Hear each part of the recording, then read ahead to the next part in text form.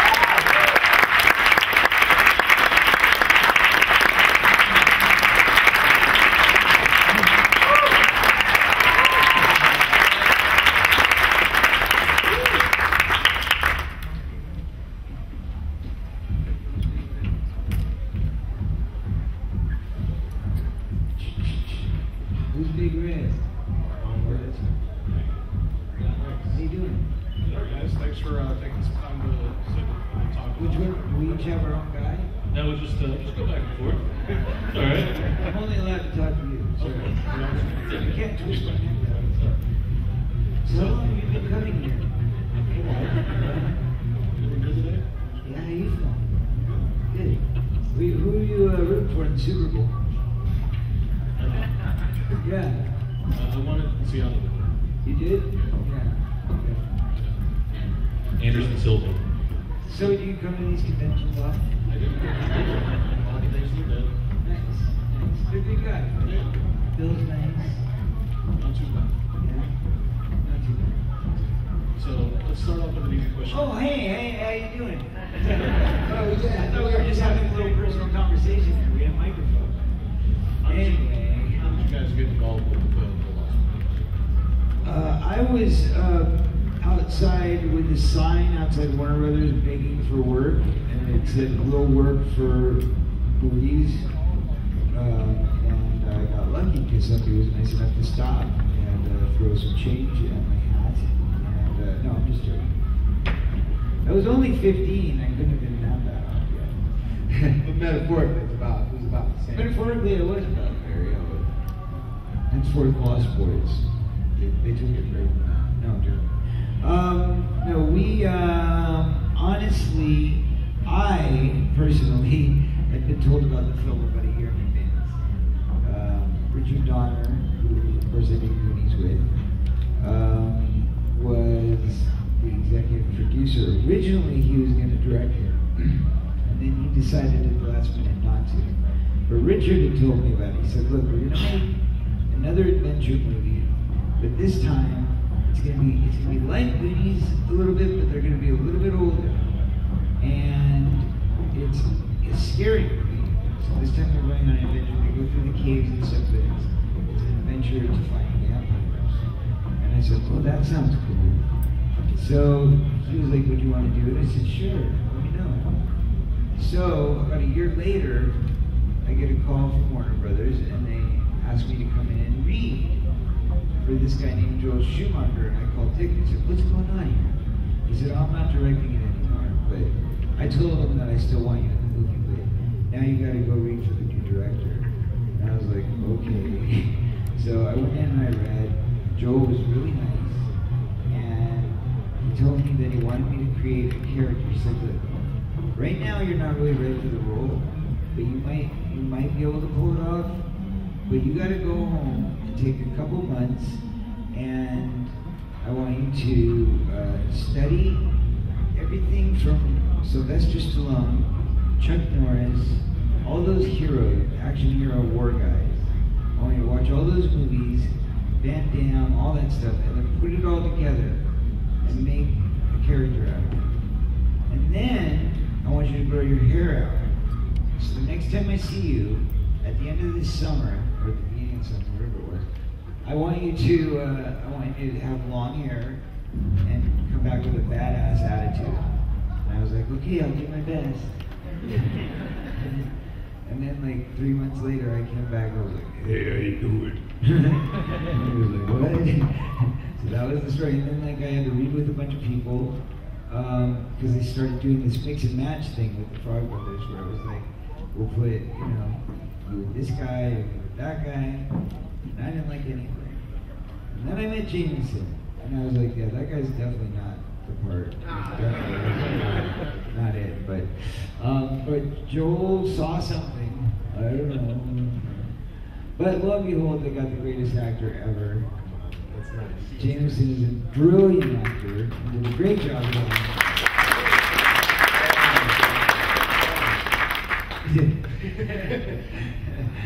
That's it. Is that good enough? So we read together. That was the first time we read together. Now the thing is, so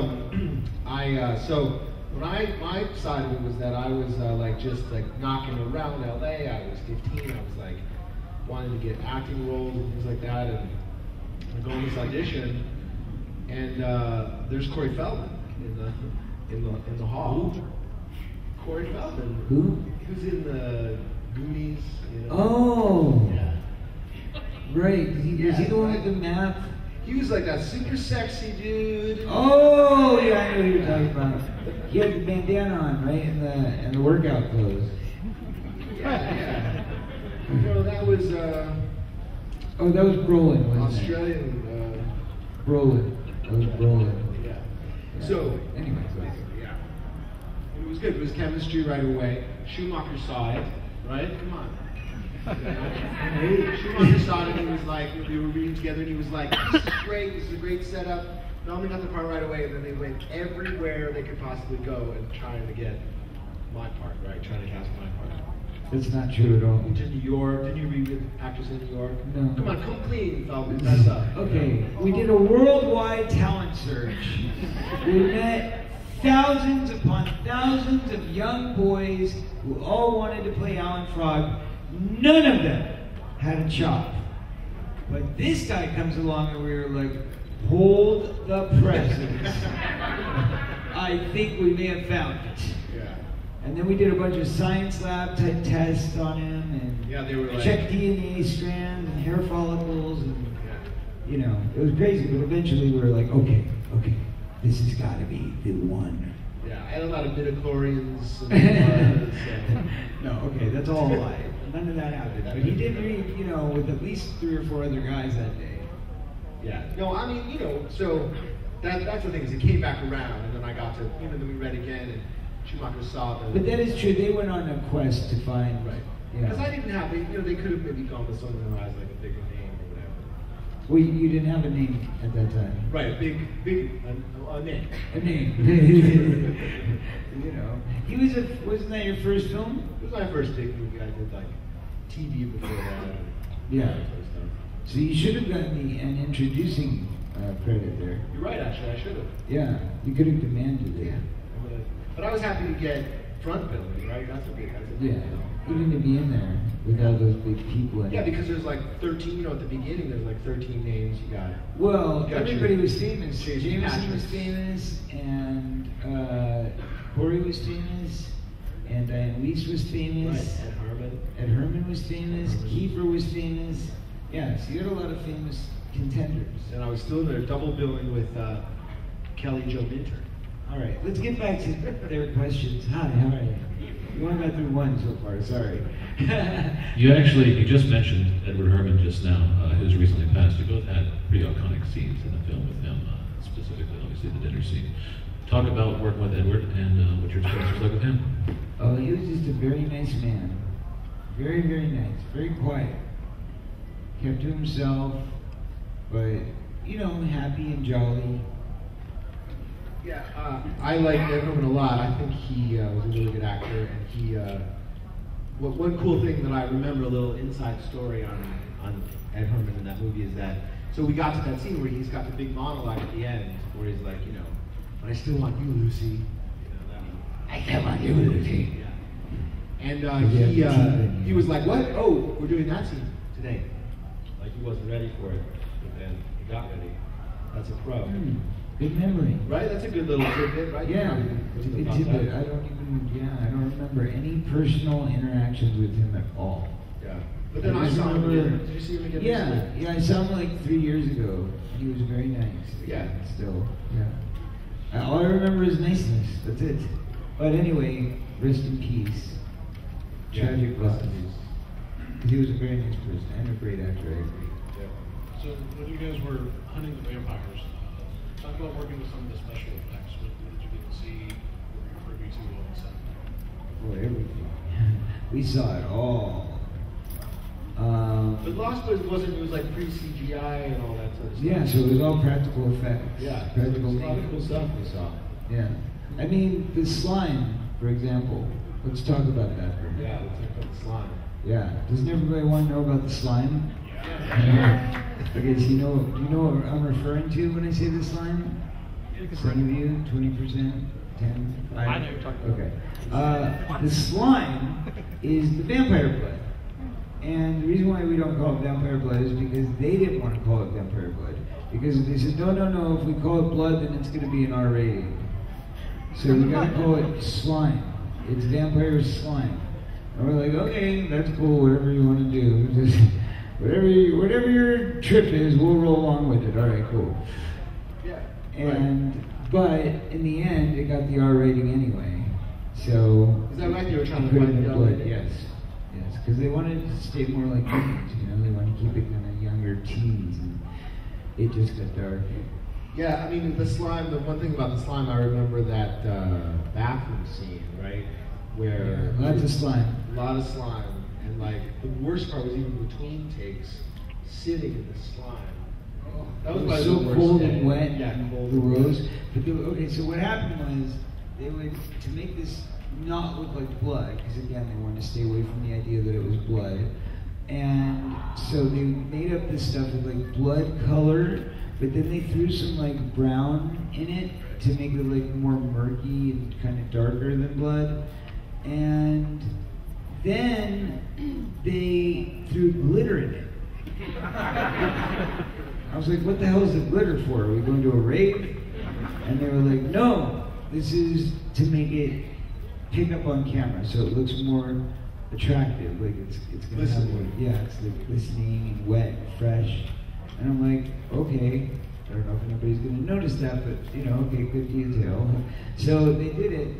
They literally had trash can sized tubs of this stuff, vats of it, right? And they did it all in this big tunnel, and then they had like a hose going into the tube, and then they had like, I don't know, some kind of electrical thing that was constantly like, I don't know what bubbling. it was. Yeah, It was like bubbling and gurgling, and anyway, so they kept a fresh batch of this slime going all the time. And we, because we were, obviously doing a movie with multiple sound stages, because there was a big production. So we'd have one stage which was like B camera, second unit, and then we'd have one stage that was first unit, and then sometimes we'd even have a third one going on, which was like stunt guys. And so you'd have like, first of all, other guys dressed as us, walking around the set all day. That was cool. And so you'd like be walking out the door, and then you'd see yourself, and you're like, oh, hey, it's me. What's up? How you doing? They did a good job. I mean, especially from behind. Like there were a couple of times when I was like, wait a minute. Right, no, That's me. yeah. So anyway, so we had three guys that were, dressed as doubles of each of us. There was the stunt double, then there was the body double, and the stand-in. So there was all three. So anyway, they're going from stage to stage, and we're going from stage to stage. And what happens is, as we're doing this, one scene will be like post-slime, and one scene will be pre-slime. Then the other thing is when we like crawl through the caves after we kill the main Marco, right? We kill Marco, and then we try crawling through those caves. And the way they did that is they had us in these tunnels, and they were throwing like dirt and debris from the cracks on top of the tunnels. So we're already slimed down. They hosed us down literally with all this slime, and then they start dropping stuff in our hair. So you can imagine what this felt like at the end of the day, because it's like a big ratted mess. Literally, it's all gooped together and hard, and it's glittering, and there's big rocks of mud and whatever kind of crap in your skull, and you're just like, it's all glued there, and you're just like, wow, this is awesome. Then they would let us shower and go use, because Richard Donner's office had a shower in it, in his office. So they'd let us go shower at Richard Donner's office. And then we'd have to get cleaned up, and then do a scene right after where it's pre-slime, which means we're completely clean. So they scrub everything off, they clean us off, shampoo us, and then blow dry us, put makeup back on, go do one little shot, second costume, one little shot, and then, here's the best part, go back to the main set where we were in the slime again. So then you gotta get all the cold, wet, slimy clothes that are all like crusted and dried and just nasty. And you gotta like slide that over your body, and then you gotta like dump a bunch of slime back on your head and put the dirt back in your head. I mean, it's just, it was very exhausting. Going back and forth and back and forth. Slime, no slime, pre-slime, slime. Dirty slime, clean slime. Getting re-slimed after getting clean was one of the difficult parts. Yeah. It was just like, come on. Really? Do I really have to? Couldn't you have just shot everything with re-slime at the same time, and then, you know, but yeah. They're like, no, it's Hollywood, it's movie making, come on. Love it, love it. Do it and love it. Like, I do, I love it, okay? Thank you, sir, may I have another. Thank you, sir, may I have another. Yeah, it was fun. And Joel has such an even temperament, so. Yeah, Corey's being sarcastic with that. I don't know if you caught that. Yeah, real sarcastic. Joel had moments of it exploding, and Corey was often at the brunt of that. Yes. For various reasons, but most of it had nothing to do with you. A lot of explosions. No, it was Some just of it like did. how long it took to put my bootlaces up. You know, because you're putting on not just clothes each time, but you're putting on like military gear with layers and belts and jackets and straps and harnesses and all kinds of crap. Stakeholder. Yeah, everything. So it was a lot of work. But those are the effects. Okay, next question.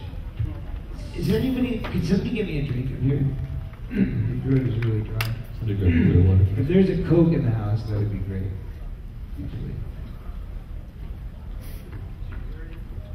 I think that's a Coke. I think that is a Coke. You're wrong. Clear, it's Crystal Pepsi. Yeah, You're wrong. Is there one back there? Thank you. So this was one of the first films that the famous Coreys were together. What was? It was the first time. Yeah. What was your first impression, both of you, of working with Corey? Obviously, did you guys click right away? I thought he was with Brad. No, he was great.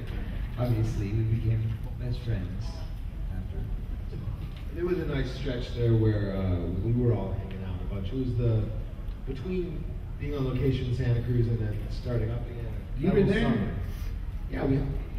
Yeah, he's the other Frog brother. Oh, right, yeah, that's right. I forgot. Jamison. I thought you were just like coming as Corey's spokesperson. Yeah, sometimes. There was one night we all hung out. This is fun stuff. And so like we're hanging out, and Corey falls back and hits his head on this chair. I did that? Yeah, you did. Okay. And sees the blood and flips out, like he flips into this like state, like almost a comatose, with your eyes open. Comatose, like really? catatonic. Yeah, seriously. You know the paramedics? Really? Yeah. How do I not know this? Well, I don't know. You got comped in the head pretty well. There was the tiniest little bit of blood. Actually, that's not true. There was a good amount of blood, but it was a very tiny little thing right in the head. Yeah. But you weren't always tough. I mean, so. You mean I'm human? I bleed? I get injured? My God, what a revelation. Yeah. See, you never knew that, right? Now, you only find this out at this wonderful Days of the Dead people. And I found it out too. Look at that. Even I'm learning something today. So did this happen on or off the set? Off the set, yeah. And where were we? We were at your place on Cahuenga. Yeah. Like My your dad's dad's place. studio. My dad's place. It was fun. We had good times. I mean, Corey Haim, was like, these guys, He probably knocked me over, right? And Probably. That's why I got in a coma. Yeah. Part of the course. Since back then. Corey was like the Tasmanian devil. When he walked into your house, it was like this. And then like the whole place would be destroyed. We'd be like, wait a minute, we just had the maid here like 20 minutes ago. What happened? Corey Haim was here. Oh, right. So, yeah. Yeah. So it was good. I mean, that kind of stuff. We were just boys, we were just kids, having a great time. It was like being at camp and then being like hanging out, except that you had your own apartment, but that's different. Well, it was my dad's apartment. Okay, that's cool. Yeah. You said it was your apartment. No, well, I probably paid for it, but I slept on the living room couch, though. Did you know that? I was living in a ratty little, rat hole of an apartment in Hollywood. Yeah, this is you. This is Corey Feldman. This is me, right? Very lost. And he's thinking like, oh man, this is so exciting. I'm gonna go hang out with this big movie star. I bet he's gonna have like some big mansion and stuff. And he like comes over to my dad's little shabby apartment, and there's literally like a couch with like holes in it, and it's got a pull-out sofa bed, and that's my. It was a rabbit hole, now that I think about it. Yeah. But I didn't at the time. That's the beauty of it. Shithole. I didn't think that. I wasn't like, where's the mansion, man? You know, You're maybe right. entourage. Yeah, he was like, dude, really? I thought you were cool. Anyway, we left. Yeah, I couldn't understand why you never wanted to come over. But now I get That's it. not true. Now I get it. No, I get it now. I get it. Right. I wasn't good enough for you. Well, I was there all Am the I time. good enough now? Am I good enough now, Jamison? All right, it's fine. Sorry, we'll take this up later. It's fine. Holy bro. We'll have a coffee later. So, about Lost Boys, what makes it so popular? What makes it still stand the test of time today? I think it's the hair. Which is really like Billy Worth, basically. Was the From Carter, of course. The Twisted Sister do. yeah. When you say it, I would agree. And the song. This song, yeah, well, exactly. Yeah. It's really all thanks to G. Tom Mack. If you ever met him, he'd tell you. But he wrote the theme song, Cry Little Sister, which we all know and love. And he's very proud of it after all these years. Have you guys seen G. Tom at like? Have you been to conventions where G. Tom is? Has anybody here ever seen G. He still Tom sounds Mack live in good. person? I see a hand back there. Yeah, there's a hand. Yeah, there's a One hand. hand back That was there. me. Yeah. Yeah. You know who G. Tom Mack is, right? Yeah, he was very spazzy. He had a lot of energy. And he's a little man. Not snazzy, spazzy. Oh, spasm. Yeah. Yeah, he's like a little like a ladybug or something. Like if you wind him up, he's. He and Brooke did some music, and they did the Cry Little Sister song. Yeah. I think he still sounds good during the Cry Little Sister song, right? It was Right. very well received. Yeah, he's got another song that's like a kind of funky new song that sounds kind of cool that he does. And then, you know, what you don't know about G. Tom Mack is that he actually does a lot of TV jingles. Like a lot of like, you know, sitcom, you know, type stuff and TV show stuff like cues for TV. So he's very big in that world. That's like the bread and butter for like, That's the bread and butter. yeah, composers. But he's a nice guy. He's English. He's English, and he is like a cartoon, really. He's Yeah. like got all this energy, and he's like Like a 85 BBC years old. cartoon. He's like 85, but he dresses like he's 20, and he's cool. It's an exaggeration. Okay, yeah, he's probably not even anywhere near 85. He's probably more like 30. No, he's like what? I don't know, 60s. Yeah, I'd say that's probably about right. It's about right. He's a good guy. So you guys were reunited again in the Thirst. So, Jamison is in every movie with me. yeah, I mean the Thirst in particular, you had a pretty Well, big yeah. role in that one. Yeah. That was Right. Return of the Frog Yeah, Brothers. that was really billed as the Return of the Frog Brothers, and that was a lot of fun. We had a great time. Who's seen that? Thirst. Yeah. The Thirst was Everybody who hasn't, you need to go see it. Yeah, now. Yeah, now. Leave literally, right now. yeah. Get out of here! Get out of here. All right, so anyway. That was fun. It was a lot of fun. Reunited. We did some of the stunts too, but then I think they also did it with the stunt people, and I think they chose the stunt people. But did we do the new practice? We did everything. The sword play and stuff like that. They cut back and forth. Yeah. You have to watch it. We shot that in South Africa. Cuts. Yeah. Did you guys know that? For those of you who haven't seen it, we shot it in Cape Town, South Africa. Jamison came out there, and we had a blast. We had to learn all these sword fights and do all this ninja stuff. It was a lot of fun. And he got to be in vampire makeup. Oh, I don't want to give it away. Right. Well, you saw the second one, right? Did you see the second one, The Tribe? But it's a little different. Show of hands, who saw The Tribe? Yeah. There you go. That's about it. It's about the same, isn't it? A little bit more. Tribe. Yeah, and that's where you went wrong. Let me tell you, The Tribe is definitely not as good of a movie as either the first or the third. Anyone agree? Yeah. Okay, see? So that's why. See, people who saw the second one, they got pissed off, and then they wanted to see the third one. But the third one was made to make up for the fact that the second one sucked so bad. Why Cape Town? Why'd you go to South Africa? Sorry, what? Why'd you go to Cape Town? Because we could get it done with actually great scope, much bigger scenery, much bigger production, kind of scope and look and everything, style. But also you can get like way more bang for your buck. So when you go work in Africa, it's like 1.5 for your money, So I think we spent $8 million on the film.